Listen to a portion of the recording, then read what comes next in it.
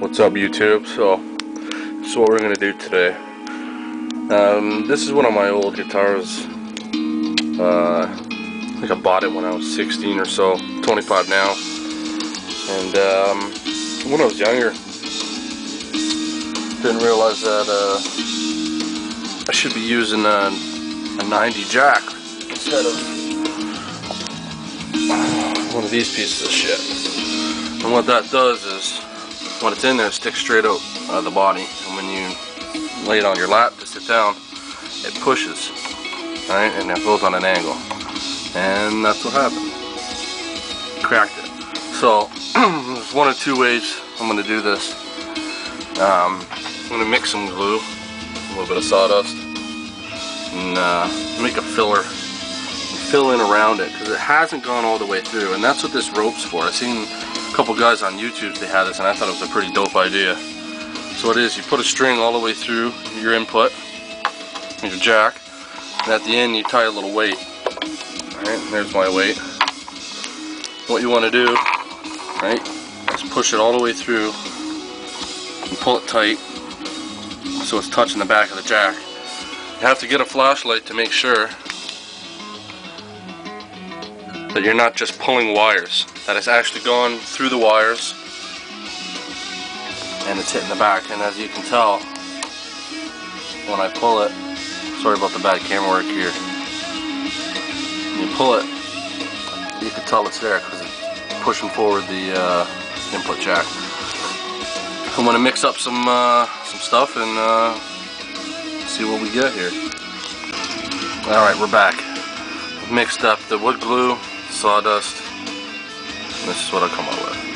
Now when you do it, you don't want it too wet and you don't want it too dry, so it's going to be a paste, probably the consistency of canned tuna, I'd say. But anyway, it's going to be hard to do this with one hand, but I'm just going to show you. I'm going to get a little bit on my stick here. It's probably a little too much. And I want to,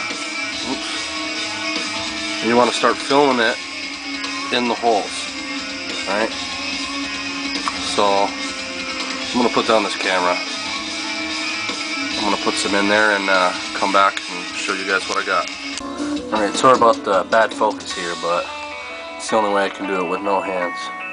So see, as I'm pulling this, you can see the jack moving. So what you want to do is you want to pull it, right, forward, and then press it in with your finger. Now, you're going to notice that glue is all over the jack, and you think, well, how am I going to spin that nut back on there? Well, you're going to have to scrape that off with a screwdriver, or get a knife in there and scrape around the threads. But as soon as you get a little bit, that's just wood glue, so it should screw right on and get rid of anything that's, any excess that's on there. And don't worry about the stuff on the outside, that stuff will all come right off.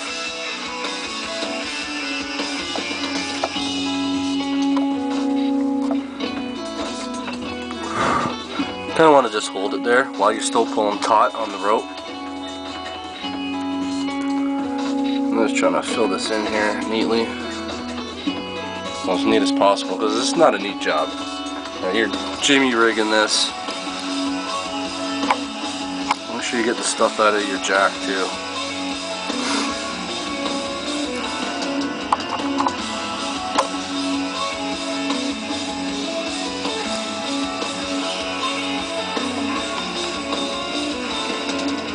So I'm just going to hold tight here and hold it for about a minute or two, and then we'll be back and I'll clean it up and show you some more stuff. Hey, I'm back. Just give me a second here.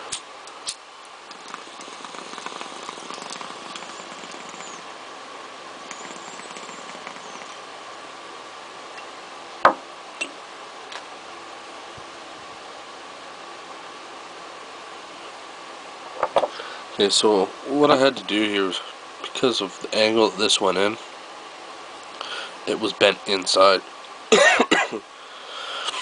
So I put my patch cord in a bit, not in so it locked, just a bit.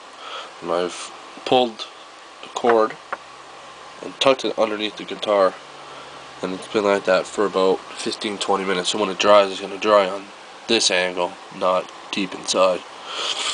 There's quite a bit of damage in there. I didn't think it was that much, but there is. So I'm going to have to go and get a plate for the jack, and I'll show you what I'm talking about here.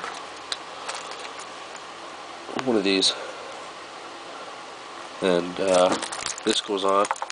Right, pre-drill 2 holes in the side, and that will go in, but this one won't fit, and I'll show you what I'm talking about here. That one's for my other guitar, this one here. You can see how it's pre-drilled, and the lip of this jack, you can see it, fits in there. So, you know, I could do it with this, but I'd have to, you know, take away some wood, and I don't think I'd make a full hole. I'd just make it enough so it would sit in there. But I think it's possible. So worst comes to worst, if this doesn't work, that's probably what I'm going to do. I'm going to see if I can go out and buy one that will be flush with the wood. If not, then I'm going to have to do a little bit of chip away the inside. It's actually a nice guitar. I'm kind of disappointed that happened, but it could be fixed. If you're wondering why the tape's here, that's just so the height of my bridge stays the same. So I've set this all up, and I like where it's at right now. So just little things you can do when you're taking it apart and you're fixing your guitar. Tape down your stuff. And then see, this is another good one. Baggy all your stuff, for real. Like, I don't know how much I've lost stuff. Oh, there goes a little bong. I don't know how many times I've lost screws, nuts, and you know, it's not like you can get another one of those. Well, like tons of these. You lose any of that, and that's for my potentiometers for that other guitar. But yeah, you lose any of those, you're pretty well fucked. Let's just put it that way.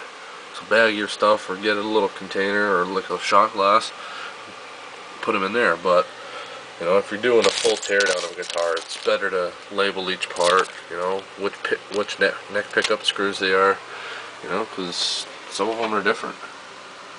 You know, and if you don't, when you're taking this apart, if you don't know how it goes together, I've done it, you know, a couple times before. But you know, draw a diagram, draw some pictures of wires that go and the colors, and it's not that hard. It's pretty basic. You know, make sure you label, like I label each one of my pickups here. That's the bridge, neck, so I know which one's which, because you never know. You know, after a beer or two, a joint, start forgetting stuff. These are pretty well basic. But I don't know, I might upgrade, get some new ones for that other guitar. We'll see how it turns out. It's only an Ibanez Geo, so it's a cheap guitar. I have another one down here that I'm working on. I picked this up for like 20 bucks here in Canada. The neck's pretty well shot. I think the truss rod's broken inside, but the body is amazing. Made in Kent for a Canadian school or something, but it's weird. It's got a little extra fret just before the nut. Well, wasn't too bad, other than she's got a huge overbow. She's done like dinner. So, but anyway, that's like that. Just wanted to give you a couple tips. This is gonna dry. Probably gonna have to get a plate, put that on there, and that should be good to go on this guitar. I might make some videos of this one over here that I've started. It's not bad. It's, you know, I think it's pine. It's got a nice knot there. But we'll see. I haven't started the neck yet. Just got her all taped down. And I'm thinking of getting some green stain. So I got blue. This is another one that I redid.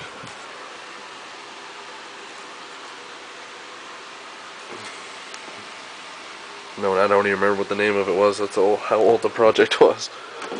But that's alright, nothing special. No good pickups or anything. I think that was one of my first that I did. So if you have any questions, let me know. I can probably help you out. I got some diagrams. I'm probably going to put some out of this bucket. They're pretty good. I got some professional setups right there of Stevie Ray Vaughan, how he liked to set up his Strat, and some stuff that I found that was really interesting if you guys want to know any of that. But peace out. Have a good one. Cheers.